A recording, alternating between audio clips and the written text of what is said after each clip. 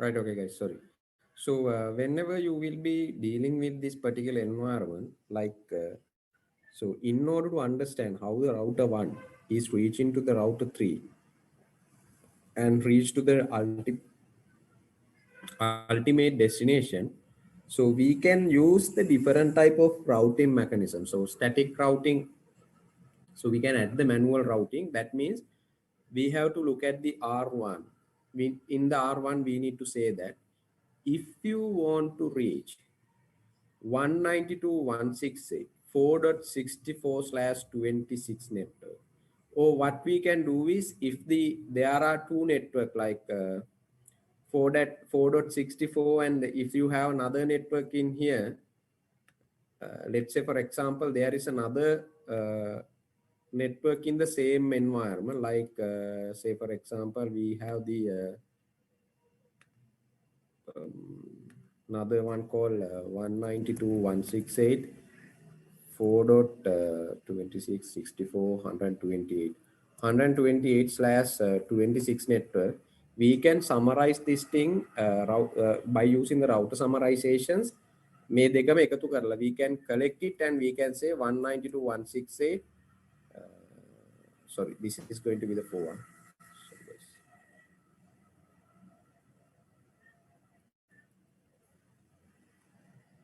192.168. This is going to be 4.64/27. Sorry, 25 network. Penadwal, can you see this? How I have been, just give me a second.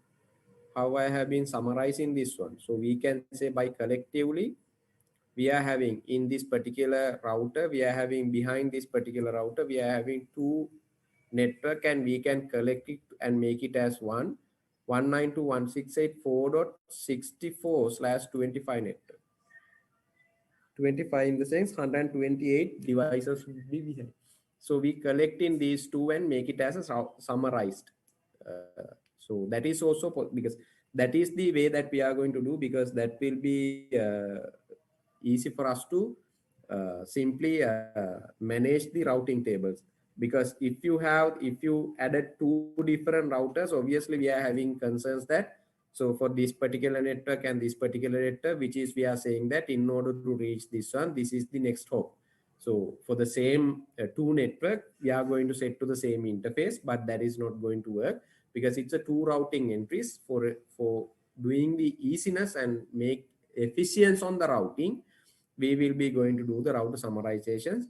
Whenever we possible, we are going to collect closed IP subnets and make it as a one and advertise it to the other. So that is called router summarizations. Are you clear, guys? Are you clear? So I'll explain these things. Still we are in the static routing concepts. So are you clear these things, guys? Do you have any issues, concerns so far what we have done?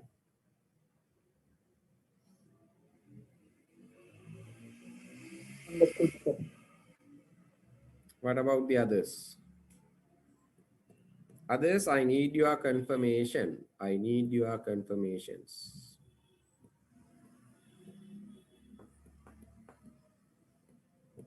Because keep in mind that you need to go through the extra reading to answer. I will giving you one questions on the routing in order for the paper. In order to answer to that one, you need to go through the extra reading as well. Extra reading.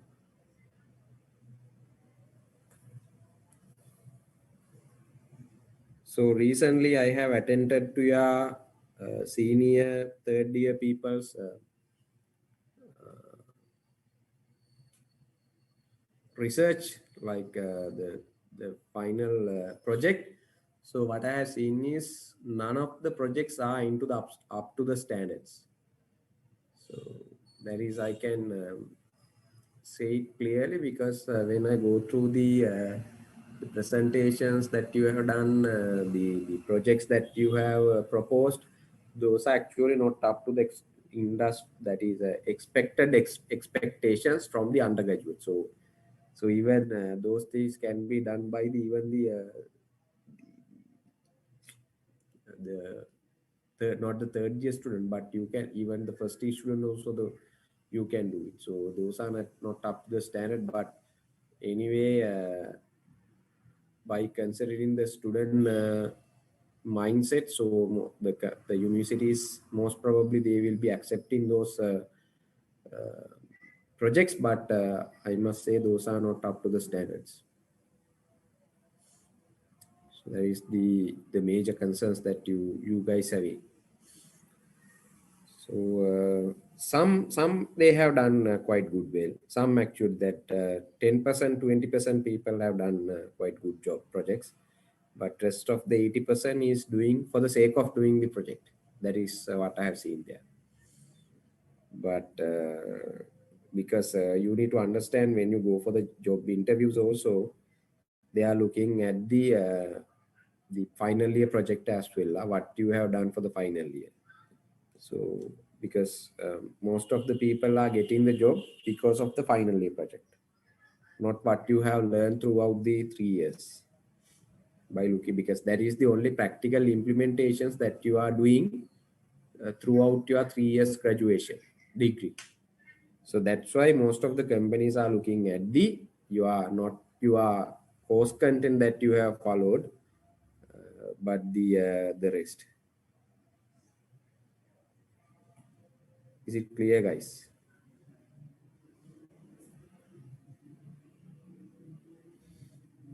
Anyway, so whenever you are going to deal with this environment, so in the router one, we need to describe here, this is how we are going to do the static routing. Static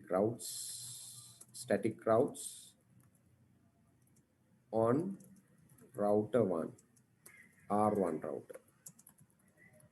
R1 router. We have to say that if you want to reach,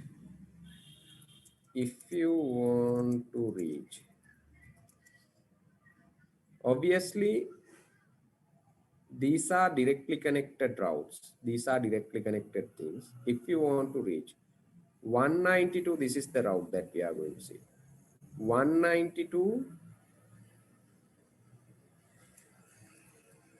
168, 4.0/26.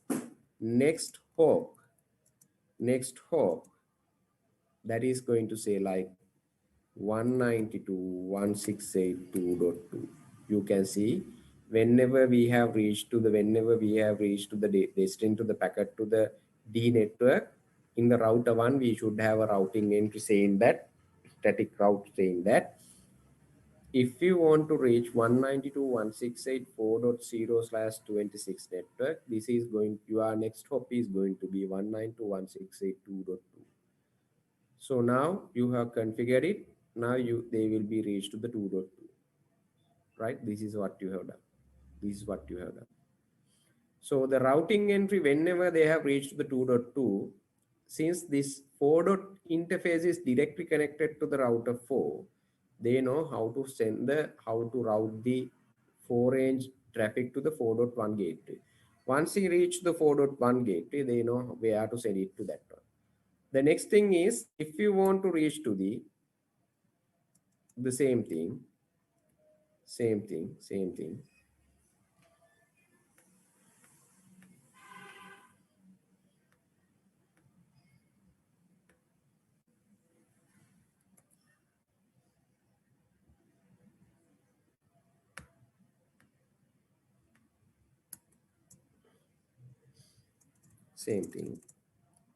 If you want to reach to the 4.64/25 network, 4.64/25 network, okay.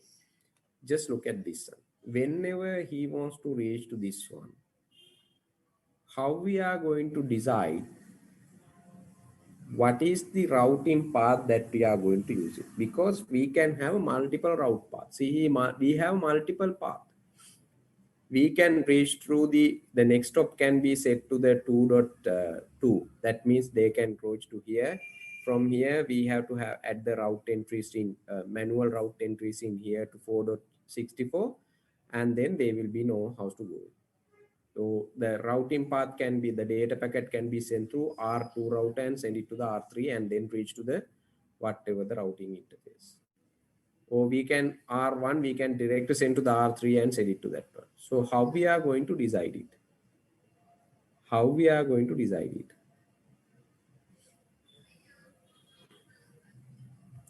How we will be going to decide it?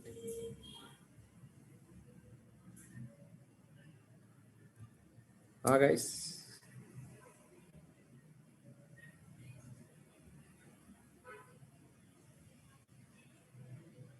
do you have any idea on this?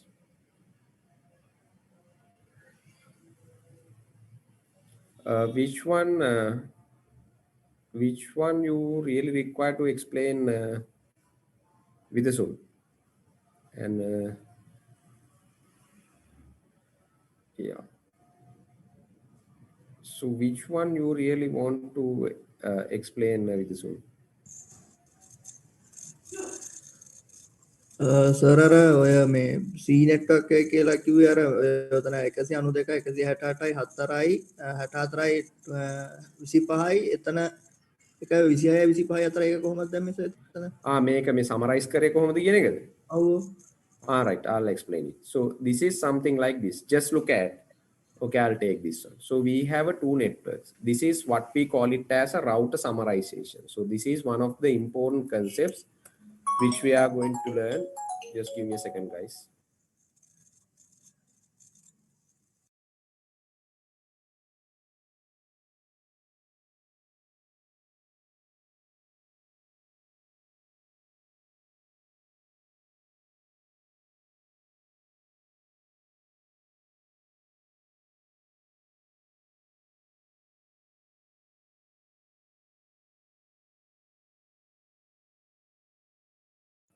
Right, so router summarizations, that is what we call it as router summarizations.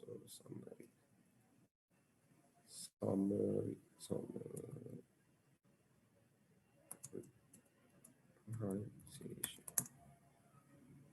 I guess this word is not there. So what here is going to do is, let's say for example, we have a two near network which is connected to the same router, 64.0/26 network, and here we have 192.168 64.64/26 network. Look at this one. Now, if you look at this network, we are having 192.168 64.0 to 192.168 64.63. And here we have the IP address of 192.168.64.64 to 192.168.64.127.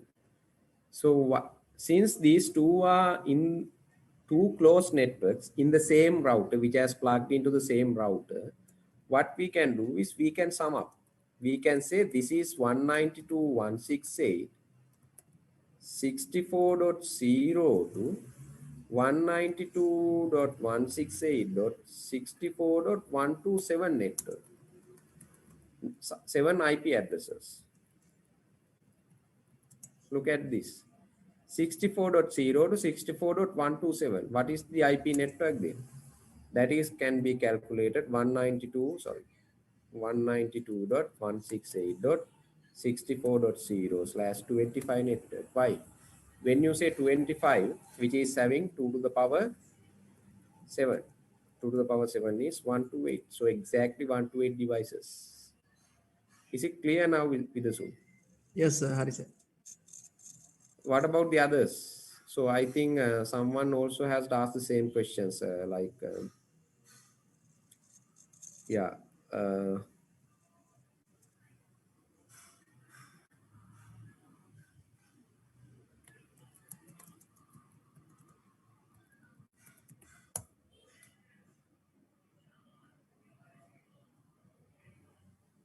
So others, are you clear with this, how I have done this summarization? Router summarization.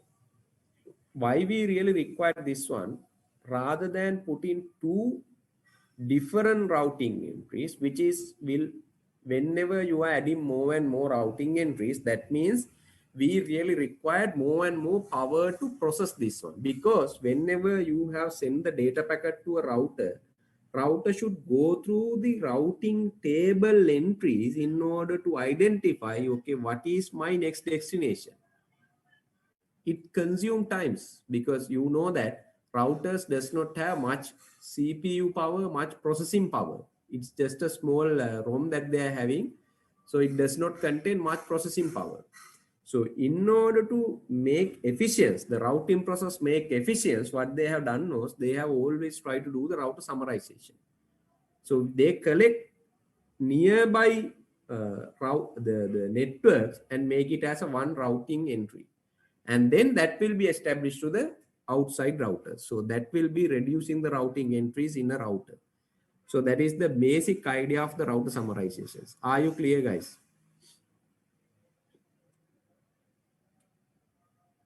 Do you have any issues, concerns so far what we have discussed? Guys, I need your feedback.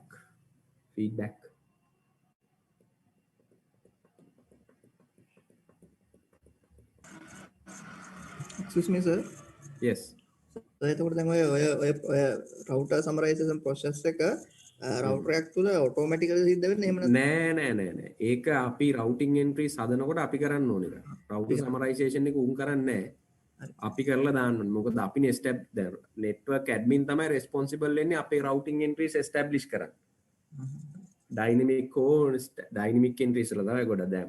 මේක මම මේ static entry එක මම දැම්මේ නැති වුණොත් එහෙම දැන් මේක මම දැම්මේ නැත්නම් මේක මම දැම්මේ නැත්නම් ඉතින් මට ඕන නම් දෙකක් විදිහට දාන්න පුළුවන්. ඉතින් router එකට අදාළ නැත්නම් නෑ නේද? Clear?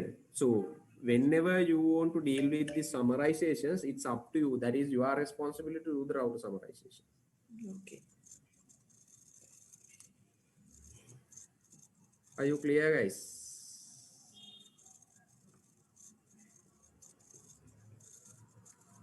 Right. So now, let's go back to this particular this particular explanation. So just give me how we are going to decide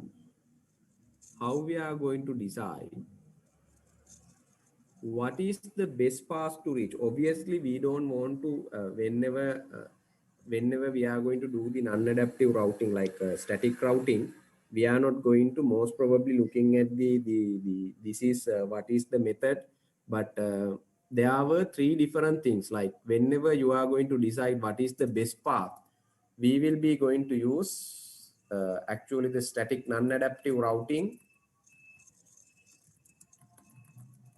using three different mechanisms.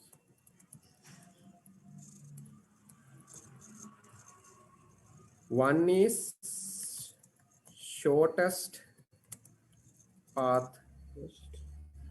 Second one is flow based.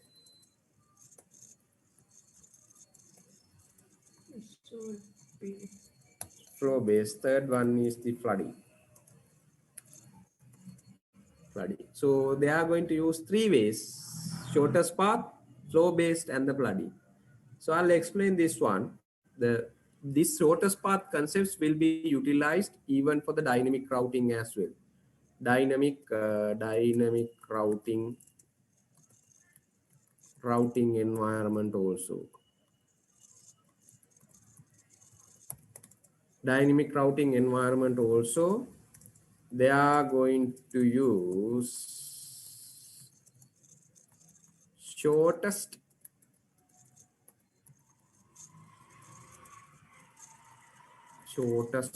path first algorithm to decide the best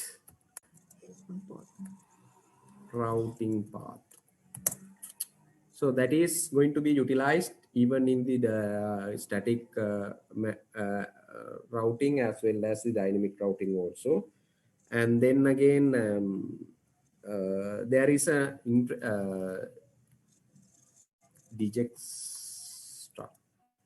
Dijkstra. Yeah. there is a one major algorithm that we are going to use whenever you are going to define the shortest path, that is called Dijkstra. Dijkstra. Let me check that one. Dijkstra. Sorry. Dijkstra. This is the algorithm. Dijkstra algorithm. Dijkstra. So this is one of the major algorithm that they are going to use in order to define the routing path. So the way they are going to define the routing path is they will be using by using the cost. When you say cost can be the bandwidth, or it can be the number of hops, or it can be the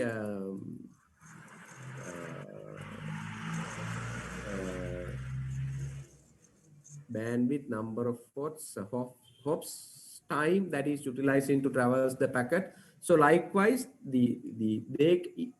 one of these can be used as a cost factor.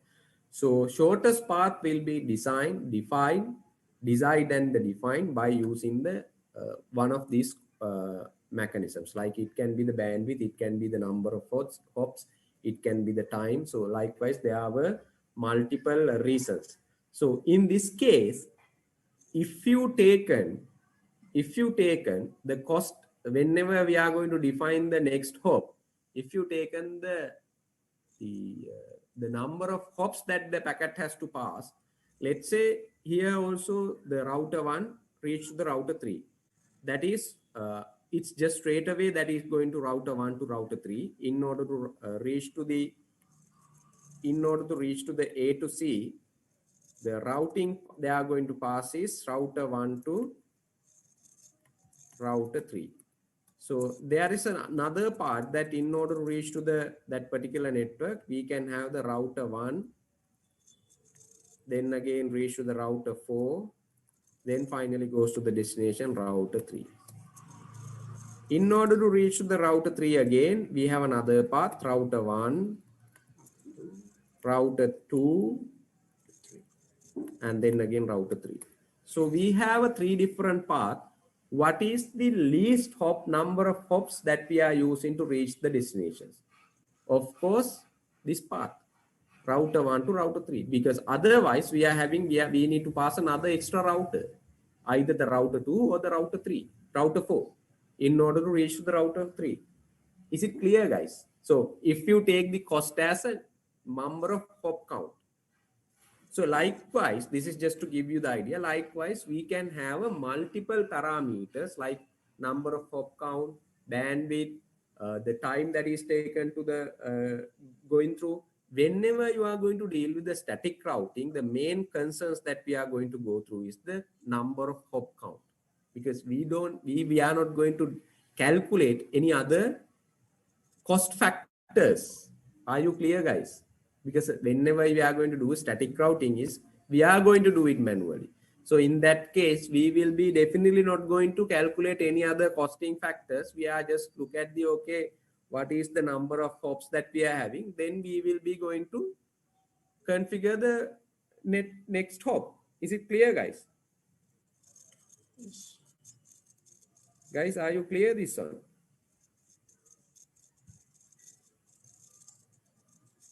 So please, I need your feedback, because if you can't understand, just let me know. Huh? Okay, great. So that means this next hop for the routing reaching the 4.64/25 network is going to be the 2.9. Someone has given the correct answer actually. Who is the person? Let me check that one.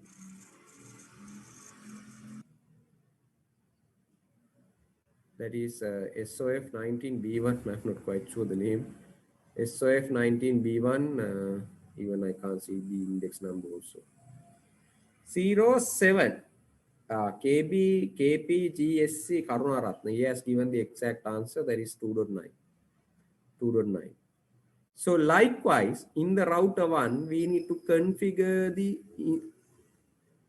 every other network, like we need to configure for the 3.0, we need to configure for the 25.10, we need to even configure for the 2.12 network, because this is also they need to know how to reach it.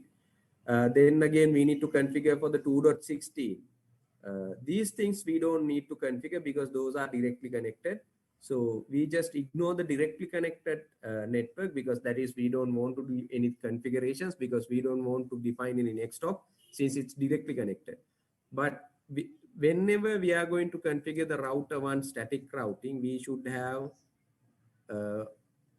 in this network, we have to configure routing 1, 2, and 3, 4, 5, 6 routing entries, I guess. 6 routing entries. You can see in here we have to give the 6 routing entries. Whenever you taken the router 4, there were 3 different network which is directly connected to the router 4, but we need to define routing entries manually. 1, 2, 3, 4, 5, 6, 7 routing entries. If we have taken router 2, there were 1, 2, 3, 4 network has been directly connected. So we need to define 1, 2, 3, 4, 5 routing entries. So you can see, imagine that in each and every router, you need to define those manual routing in order to have a working routing entries, working network actually. Are you clear, guys?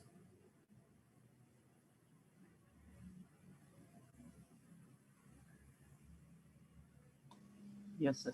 So මේ ඕකේ ඊළඟ route එකට යද්දි අඩුම පාත් එක හොයාගන්න use කරන්නේ කලින් මේ ෆ්ලෝට් මැච් කරනවා next stop එක නම් ඔයා next stop එක තමයි use කරන්නේ ඊළඟ route එකට යද්දි.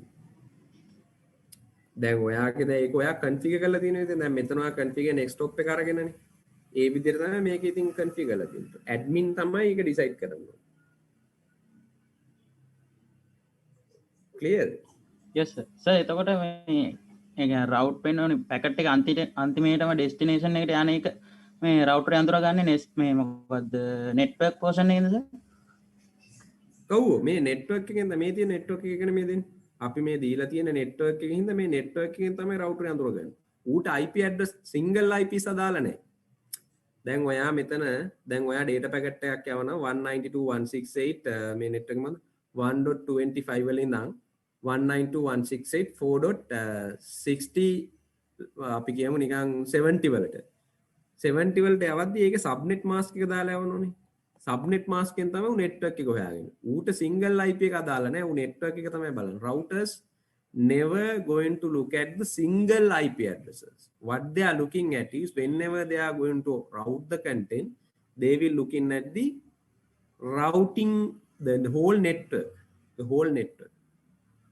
Once he reached to the intended router, that is once he reached the router 3, he should know how to reach to that particular single IP address. router 3 එකට ගියාට පස්සේ ඌ දැනගන්න ඕනේ ඌ දන්නවා කොහොමද යවන්නේ කොහොමද කියලා. අනිත් මේ routers වලට ඒගොල්ලෝ individual IP එක ඒගොල්ලන්ට අදාළ නැහැ. clear දෙයක? yes sir, yes.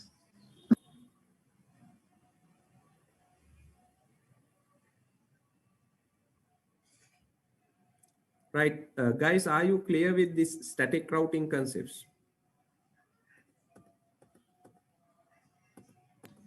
yes sir. Sir මේ ප්‍රශ්නත් තියෙනවා සර් මේ මට කියන්නකෝ මෙන්න මේ ඔය අපි ඇඳලා තියෙන නෙට්වර්ක් එක දැන් උදාහරණයක් විදියට මේ අපි අර මේ පොදු ඉන්ටර්නෙට් කියන එකට කනෙක්ට් කරන්නේ නැතුව අපි නැතුව බිල්ඩින් එකක් ඇතුලේ ගහලා තියෙන මේ නෙට්වර්ක් එක නෙමෙයි. ඔව් ඒක හරියටම හරි. හරි. right. මේක මේ අපි ඉන්ටර්නෙට් එකට කනෙක්ට් කරලා නැහැ. මම ඔයාලට ඒක කියන්නම්. ඉන්ටර්නෙට් එකට කනෙක්ට් කරද්දී පොඩි ප්‍රශ්නයක් තියෙනවා. ඒ කියන්නේ ප්‍රශ්නයක් නෙමෙයි ඇත්තටම. ඒක ඔයාලට කරන්න පුළුවන් දෙයක් නෙමෙයි. මම ඔයාලට ඒක එක්ස්ප්ලেইন කරන්නම්. මෙහෙම දෙයක් තියෙනවා. මම ඔයාලට එක්ස්ප්ලেইন කරන්න. ඒක ස්ටැටික් රවුටින් කොහොමත් අපිට ඉන්ටර්නෙට් එක හරහා කරන්න බෑ නේද? බෑ ඒක තමයි මම මේ කියන්න විනාඩි මම ඔයාලට එක්ස්ප්ලেইন කරනවා මේ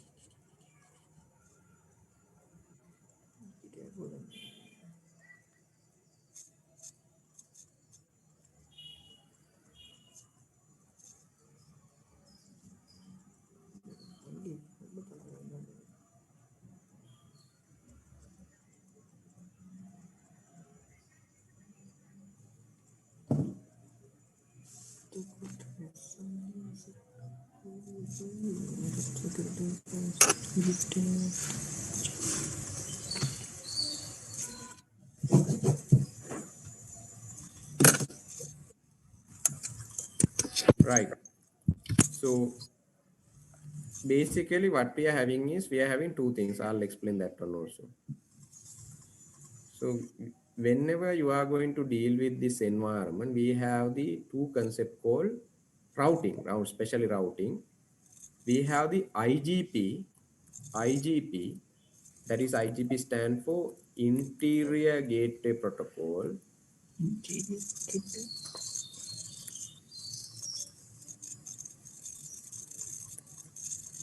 And we have a EGB නෙමෙයි external, actually interior, not the interior, internal gateway protocol, external gateway protocol.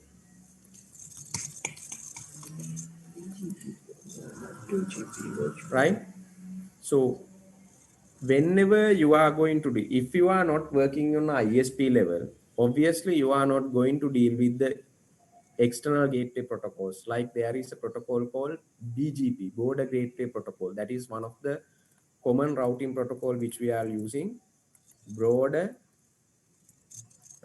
Gateway Protocol. That is, we are obviously if you are not working with the ISP, we are not going to deal with. Even in my career life also, I have only got one chance to configure the BGP router, which is I worked in as a system administrator, worked in Eureka Technology Partners. So that is the only chance that I have got to configure that one. Otherwise, most of the ISP level network persons will be getting chance to configure the BGP routing. So what we are actually doing is we will be configuring the IGP, internal gateway protocols. The reason why we are going to do is because in order to establish our network, it is not our part. Like say for example, if you are a Univotech network administrator, Univotech network administrator will be responsible to establishing their network only. We have to say this is our network and this is what our network. Please advertise to the other routers. We just say that one. We are not going to say anything other than that. But the learn also not going to do any BGP routing because I'm not quite sure about that.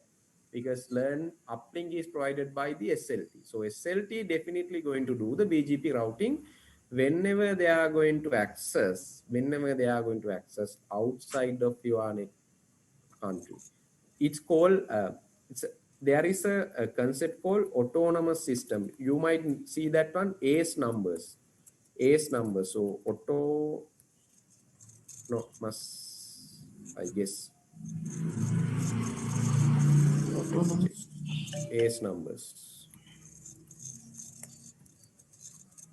yes, ACE numbers, autonomous system, AUT,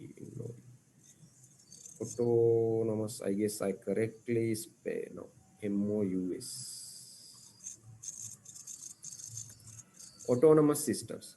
What autonomous system is, what exactly they are saying is, whenever you want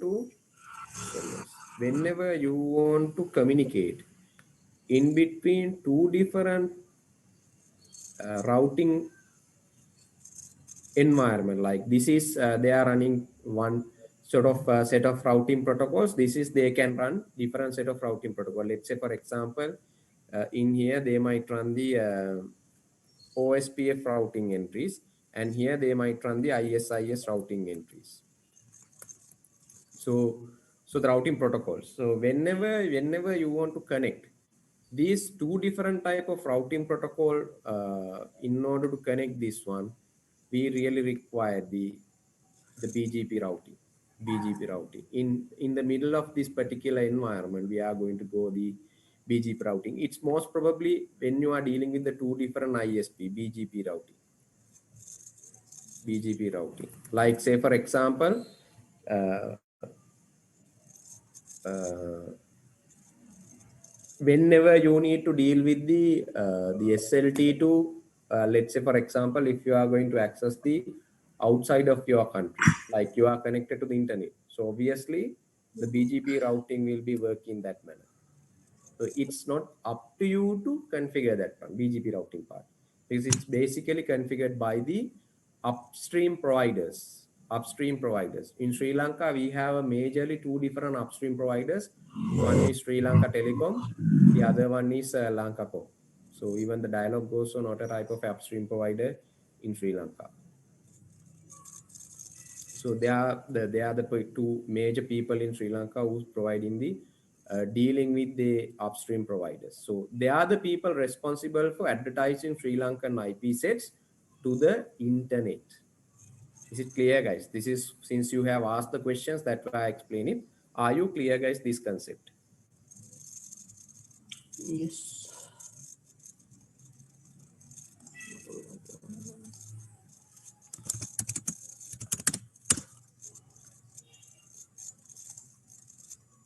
What about the others? What about the others?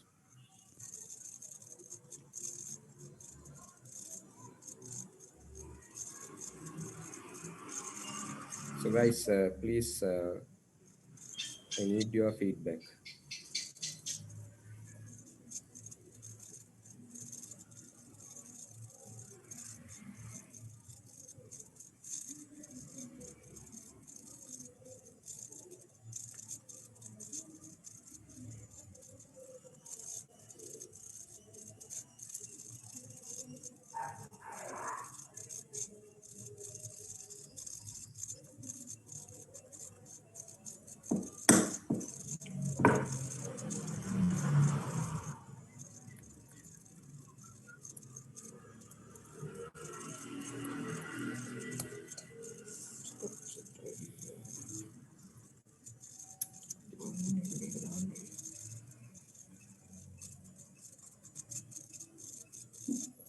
So some were not pretty much clear. This one, I'll explain it again. So just to give you, yeah, sure. So just to give you again idea, let's say for example, if you are going to go through, let's say for example, I'll give you something like this. If you are going to deal with a different type of, how should I say that?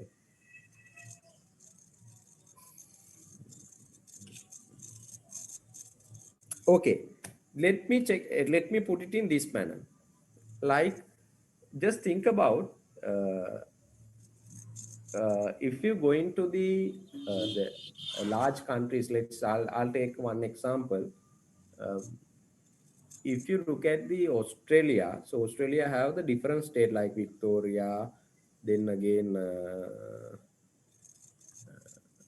Canberra, Victoria, Canberra. So likewise, they do have 5 to 6 different states. So these states, they having the different law enforcement. So let's say, for example, in some state, they will be allowing you to take the driving vehicles if you are above the 18 years. Some state will not allow that one. If you are in, let's say for example, just example, I'm not quite sure about those things, right? If you are in a different state, that is, let's say for example, you are in a Victoria state, which is the Melbourne is based on. If you are in that Victoria state, so obviously they will not allow you to take the driving license if you are not above the 21 year, right? Likewise, they will have a different law enforcement when you having in a different state. So these two are something like this. So we are having one different law enforcement here. Here also we are having a different another type of law enforcement.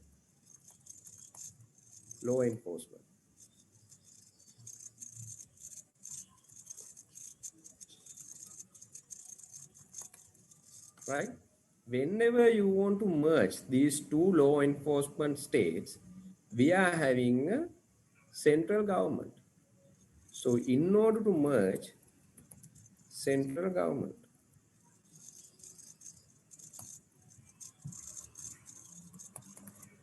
so A's number, it's like a two different state, like let's say what are the state in Australia, just to give you the idea.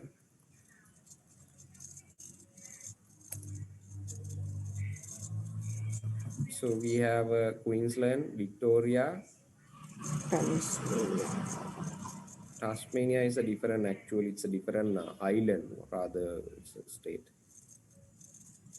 Like say for example, this is Victoria.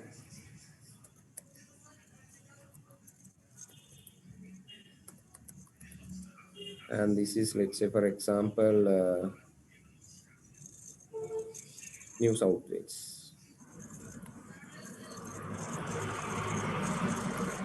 So two different states, now they are having two different law enforcement, but these are like a two A's numbers, two different laws, two different protocols they are using. These A's numbers will be representing this, right? But anyway, we have a central government which will be going to enabling some sort of a common rules where the citizen on the Australia would be able to migrate in the sense they might be able to go from one state to another state without any concerns. So they don't require any visas or anything. That's they are going to from one state to another state without anything. It's like just a single country, but still they are having two different law enforcement.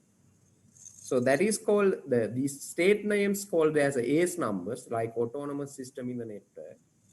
The ISIS is the protocol that they have implemented, or rather we call it as a law enforcement. They have OSPF is another law enforcement Victoria state has been implemented. So central government will be acting as a BGP router where they will be enabling you to travel in between those two states without any barriers, even though they have the two law enforcement. Is it clear, guys? So the BGP routing is something like this. That is called external gateway protocol. We try to enabling to access the external communicated content, internet content into our environment. Is it clear now, guys?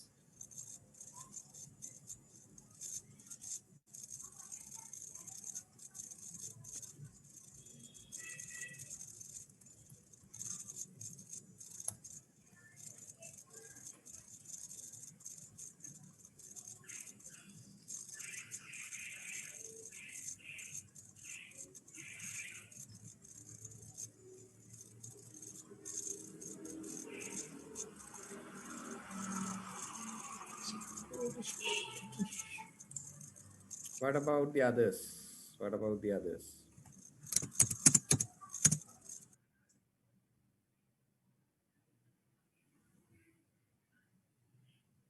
Are you clear, guys? Do you have any issues, concerns so far what we have discussed?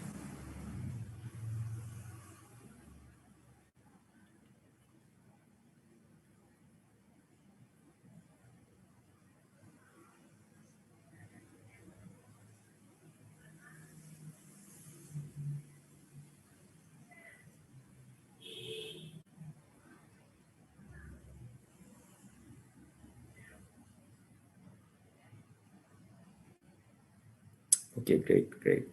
Right. So now what we are going to discuss the rest of the things like, so I hope you have clear with this static routing concept. So I'm not going to too much discuss about the shortest path, flow-based and the flooding concepts. If you really require the flooding, so really required to discuss these things. So anyway, I'll share you the some of the presentation which is done by the SANOC, so that you can get some knowledge from that as well. That is having the deep understanding on the different type of protocol. So if you, for the exams, you can go through that one,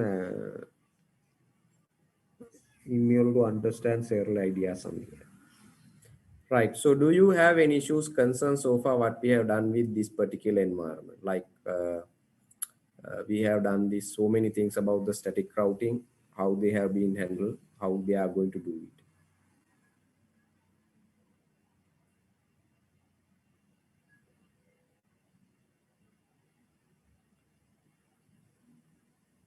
Right. So let's see, the next thing is, let's see now again we, while we are dealing with it, now again we are going to add another network.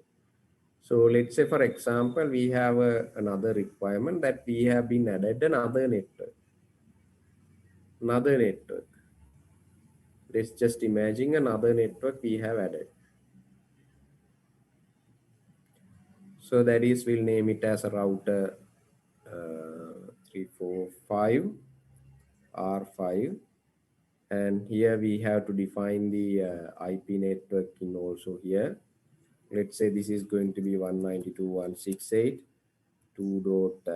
We have gone up to the 16, 32, 16, 17, 16, 17, 18, 19, 2.20/30 network. So we have a 2.21 here and 2.22 in here. And then again, we have another network we just going to add here, which is having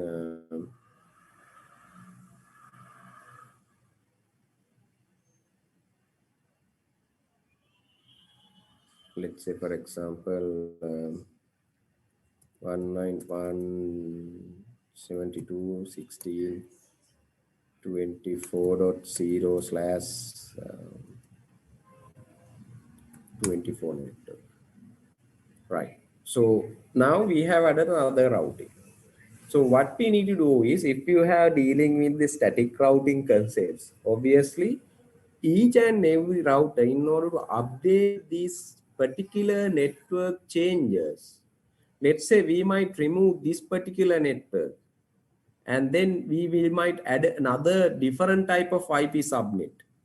So likewise, if you want to deal with these type of different IP subnets, like whenever you want to add it, like sometimes the path might be like, say for example, we might remove this path, right? Since we have the two other ways also, we can remove this path. So if your routers did not get updated with these path changes, obviously the packet might be dropped somewhere in while they are sending to these networks.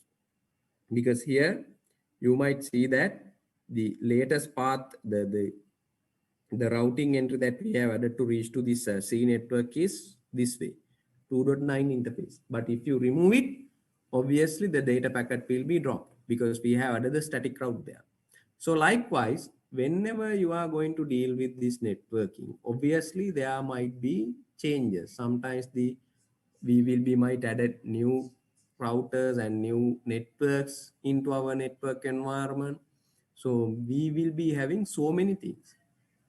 Since if there are any changes happen, obviously what we really require to do is we need to update each and every routing entries in all the routers like R1, R2, R3, R4, and even we need to add all the static routing from the beginning, from the scratch to the R5 as well. Let's say if you do have 100 routers IP network. So we need to deal with at least 90, 80 IP routing entries there. So maintaining 90, 80 routing entries manually, it is not an easy task. So we can't, this will be not very reluctant or very reliable for the network changes, network updates. So the static routing will not working in the, will be definitely work only on the small network, but that is not going to work in the larger network environment. Especially when you say the SLT network, even the LAN network, obviously for the Uniotech environment, that is fine because we are maintaining a university network, which is a small network if you compare with the other enterprise level networks, even for all the universities, not even the Unitech, but for all the universities, it's the same thing. They can maintain the static routing within their premises, but whenever they're going out, it is not practical to maintain that one. The static routing is very much feasible, very much possible for the smaller networks. This is not very much feasible or possible for the larger network environment, like I said. Because of that, they have introduced the dynamic routing concepts, or rather we call it as adaptive routes algorithms. Are you clear, guys? Adaptive routes algorithms.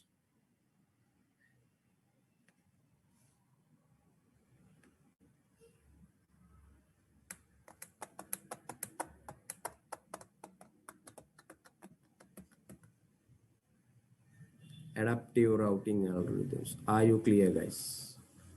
Do you have any issues, concerns so far what we have done?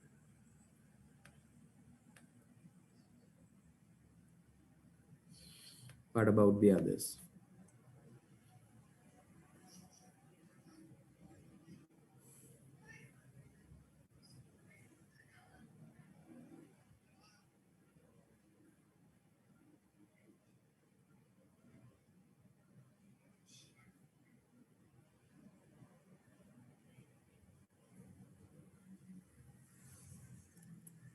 What about the others?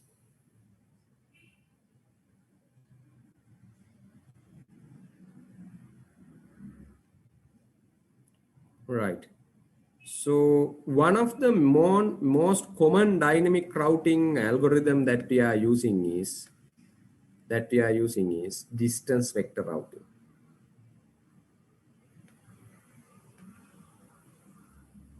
We call this as a distance vector routing. So there were different type of routing protocols which are using the distance vector routing algorithm. One of the major thing is RIP version 1 and the version 2, which is we are right now considered as the actual RIP, rest in pieces, routing information protocol, which is using in the backend the distance vector routing algorithm to whenever they are going to decide the routing path entries. So there is another protocol called Interior Gateway Routing Protocol, or rather we call it IGRP. There is a advanced protocol that is we call it EIGRP, Extended Interior Routing Protocol, Enhanced Interior Gateway Routing Protocol, Enhanced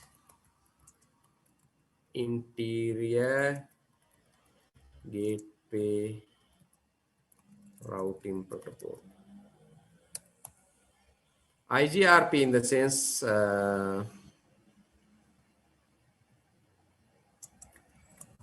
Interior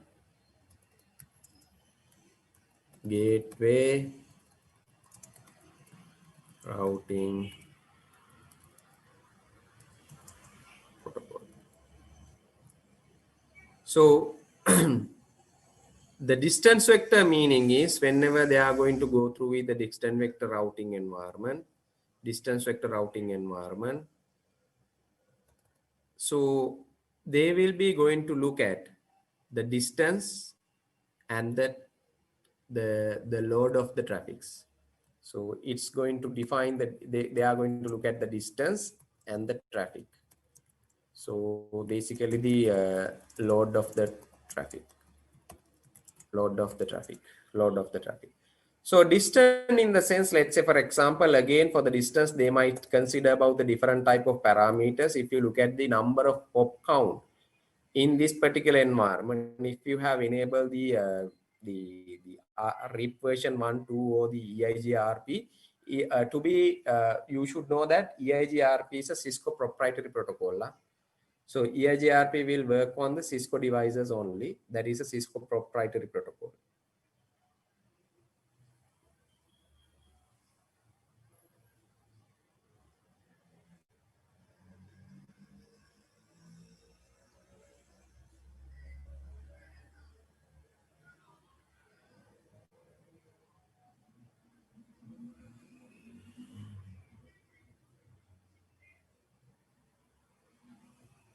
Are you clear, guys? Do you have any issues, concerns so far what we have discussed? So EIGRP.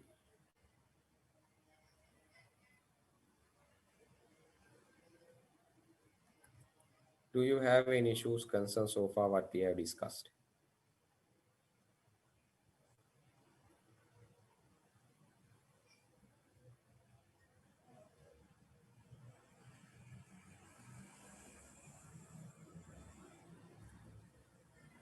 So that whenever, like say for example in here also, just look at this one.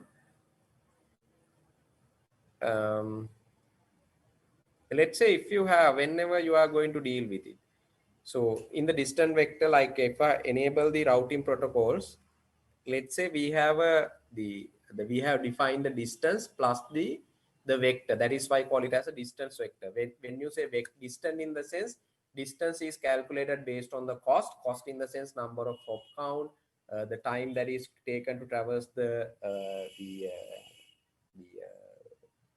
data packet, and then the bandwidth, and so on and so forth. There might be several different type of parameters that they are going to use it. Vector in the sense, they will look at the load. So here, if you look at in this particular path, like whenever you want to reach from A to C network, so we have a router 1, router 3, that is the R1, R3, and we can reach to the C. Once they are trying to reach to the C, if they found out that they have the load, huge traffic throughout the R1 and R2 router, then what they are going to look at is IGRP and the RIP versions. They will look at the next best path, next shortest path. So because this is not the shortest path, then the next one is R1, R2, R3, R4, and there's two things. Based on that, they will be again look at the load of the bandwidth of the utilization of the traffic, and then they are going to go through it. So based on that, let's say for example, they might look at the let's say for example, they might look at the R1, R2, R3 path is best shortest path, because the next shortest path, because R1, R4, R3 also having a load. So that is how they are going to look at the distance vectors, distance vector routing. Keep in mind that the characteristic is they need to send the periodic updates. So always they are going to update the neighbors. Like say for example, R5 will send the periodic updates, even though there were no changes in the network, but still the distance vector routing protocols will send the periodic updates to the neighbors, like R1 to the R1 router. R2 router will send the updates on their networks to the R1 router. They will send this is the updates we have received from the R3. These are the other things. R3 routers also will send the updates to their neighbors. So likewise, they will be sending the periodic updates to the neighbors. So always they are going to deal with the neighbors only. And when they are going to send the updates, they will send the total routing table to that particular environment, to the neighbor. It's not just the updates. They will be sending the whole routing table again. Whatever the directly connected routing entries on the R1 will be sent to the R2. R2 will receive the updates from the R1 router, R3 routers. So both directly connected neighbors. R1 router will receive the updates from the R5, R2, and the R3 environment. R4 will receive the updates from the R1 and R3 router. So likewise, they are going to receive the updates. Those are periodic updates, and most of the important thing is those periodic updates will be sending the whole routing table, the whole routing entries, whole network informations on the particular router. Is it clear, guys? Is it clear, guys? So it's basically the updates will be broadcasted. They don't look at whether they will be sending the routing updates to this network also, this network, this network, this network, this network, all the connected networks. It's a broadcasting. The packet will be broadcasted. So that is one of the another important thing that you remember. This is actually consuming your bandwidth as well. Is it clear, guys? What about the others? Please give your confirmations, concerns, consent actually, Yes, whether you are clear or not. Okay. So this is actually what we need to discuss about the distance vector routing. So um,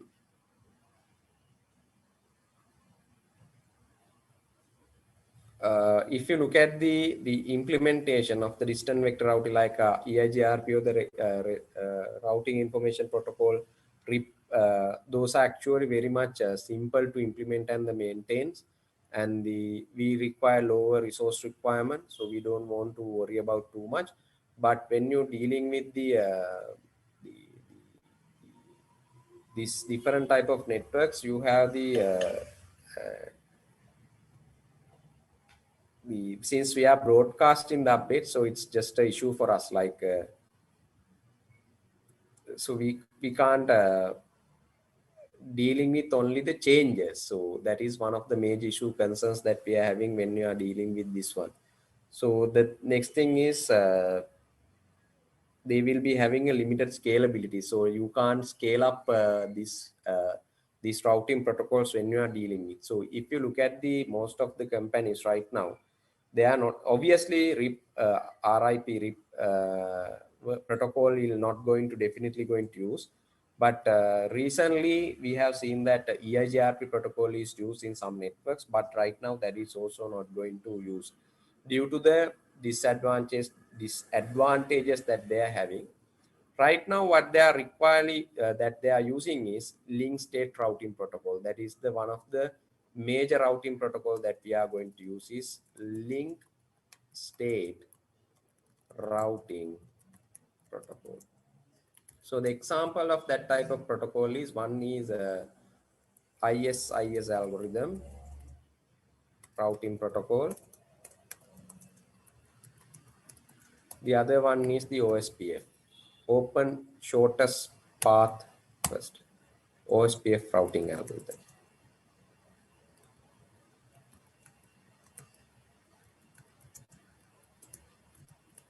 OSPF stand for open shortest path first.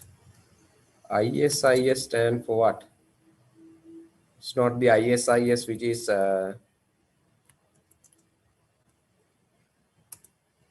operated in Serbia. What is intermediate system protocols? Interior gateway, intermediate system, intermediate.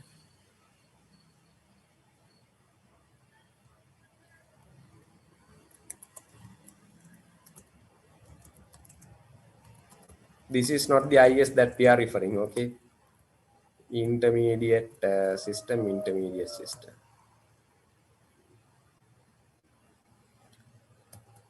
So those IS are the just one act located. Right.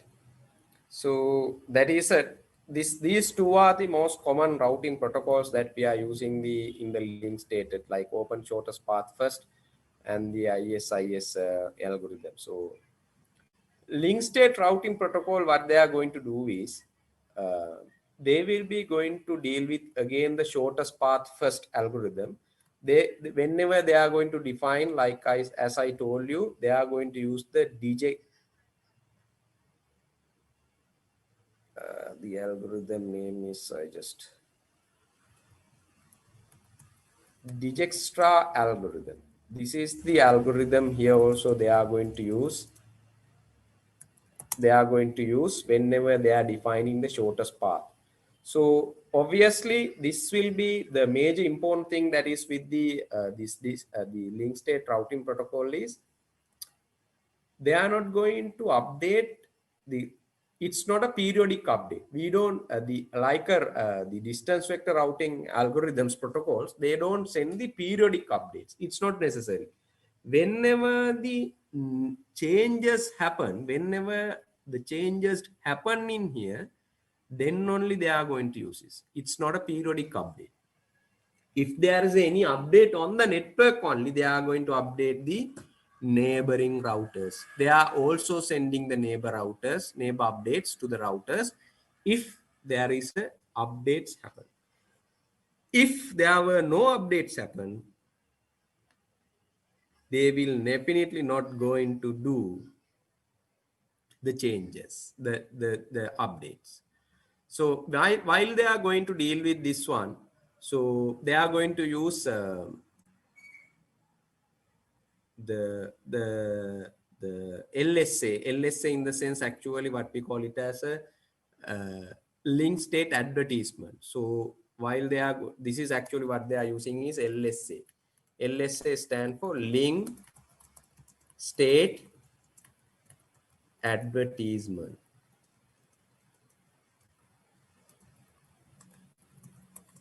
Link state advertisement. So what they are going to do is the router will be discovered the changes on the link environment. So we will be, the router 5 will never going to push the changes to the router 1. What the router 1 is going to do is they are going to discover the network. So that is how the link state routing protocol works. So to get the updates changes, they are using the LSA, link state advertisements. So they will be sending the link state advertisement and get the update from the router 5. So they will be neighbors advertisement. They are going to look at neighbor discovery actually. They will be looking at the neighbors and discover the things like a gossiping, right?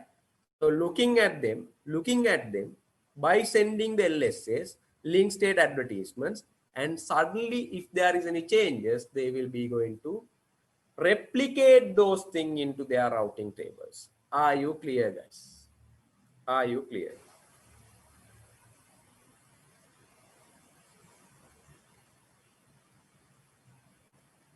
Are you clear, guys? Do you have any issues, concerns so far what we have discussed?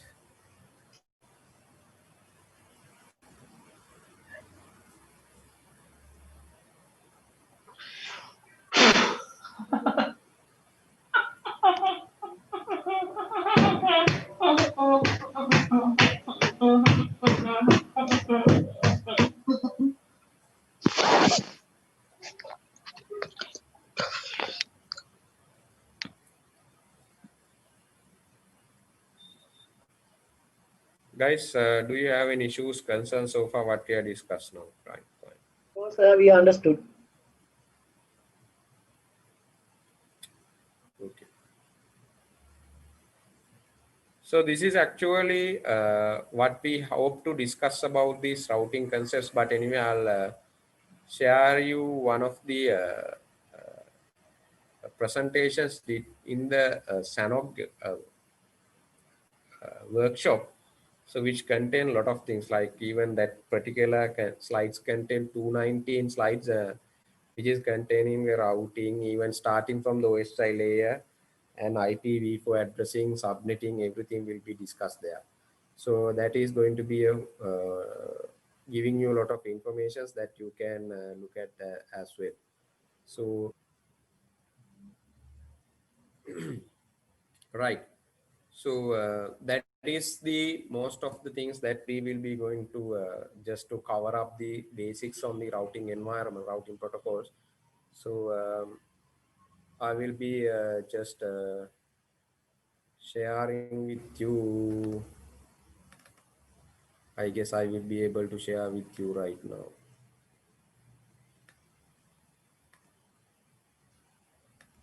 Just give me a second, guys. What is your Name of the WhatsApp group, it's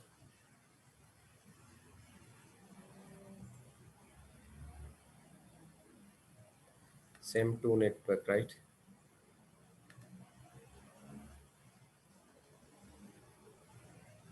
SEM2 network.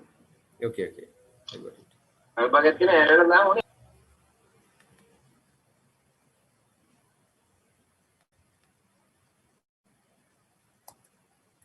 Right, so here I have sent the that particular SANOC 23 introduction to routing that is containing so many informations, but you guys can look at that one as well. That is one of the good presentations that you can look at. Whenever you are going through it, you really require some you need to refer some additional resources in order to understand what they are having. But anyway, that is going to be a good one for you guys to start the learn and for your exams as well. So definitely we will be going to have the exams on I'm not quite sure the date, but the exam paper might be slightly changed for the giving you the hints, like this might be slightly changed from the last 2 year exams. So I didn't still prepare it, but definitely guaranteed that there is going to be at least 2 to 3 questions will be totally changed. So, but you can before attending to the exams, you can go through these past papers, and you can get the idea what type of papers that I'm going to give it to you. So there will be one questions from the definitely from the routing, and please guys go through that. These particular slide sets, so especially the routing concepts, you don't really require to go through the IPv4 because that we have already done in the thorough way. So that is the important thing that I want to highlight here, like whenever you are going forward, so that is going to be important that you will be learning these things. Right, so with this, what we are going to do is we are going to wind up for your whole lecture series. That is most probably I'm going to meet you guys with the next system administration course for the network people, not for the others. And we are going to do the in that particular subject we will definitely do some practicals with the Linux administrations, so that is guaranteed. So that is the overall idea that I want to give you, like so guys, please learn extra things, so don't stay with the what we are learning to you.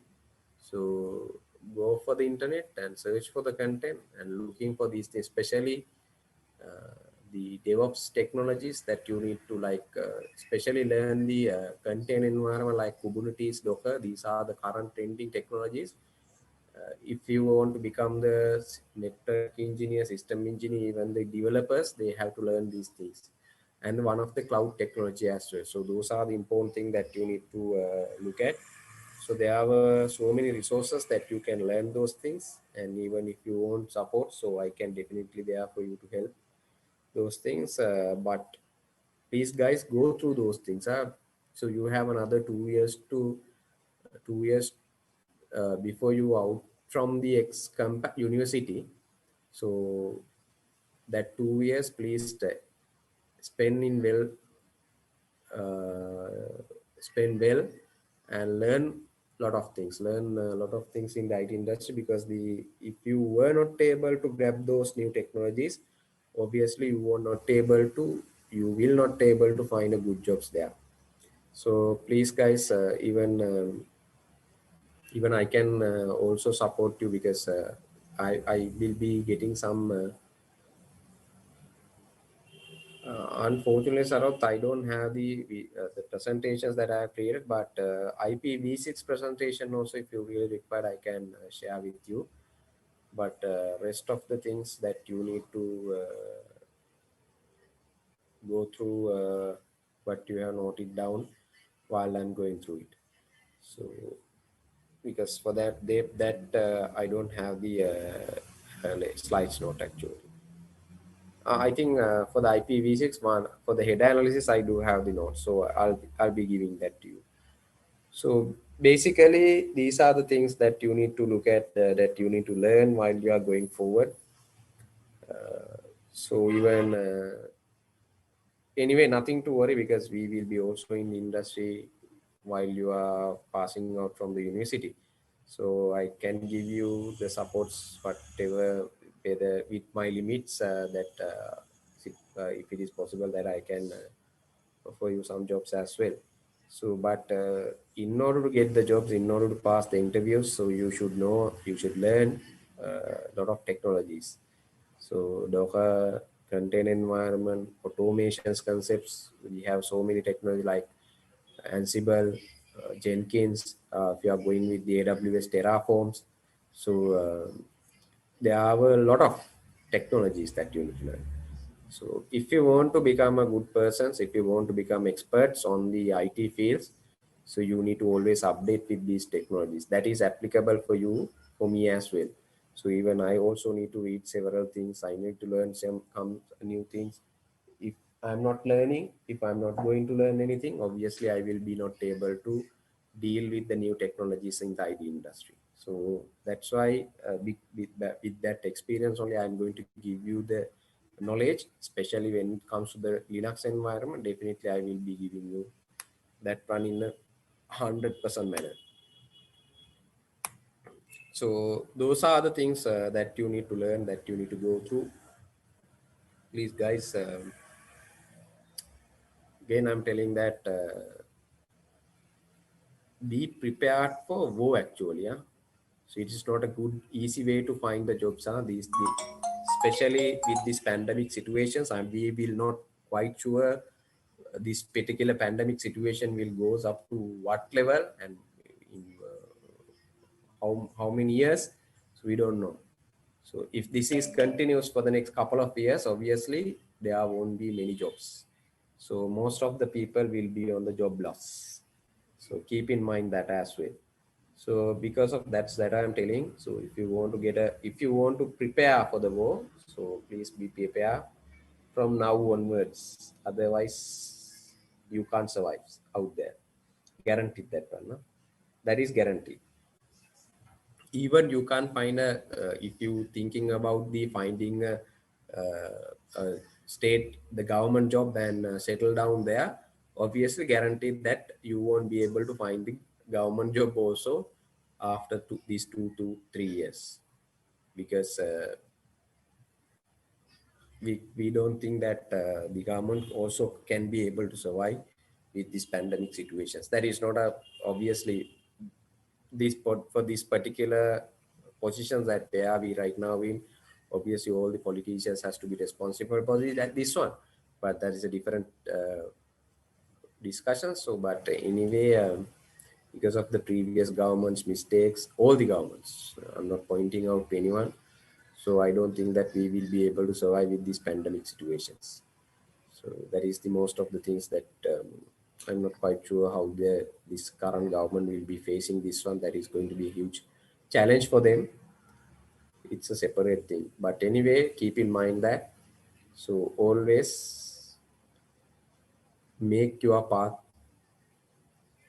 without any concern. So don't, by looking at once you ready to the job, once you go for once you uh, close to the pass out, don't look at the back, and you don't want to worry if you have learned, if you have studied those things.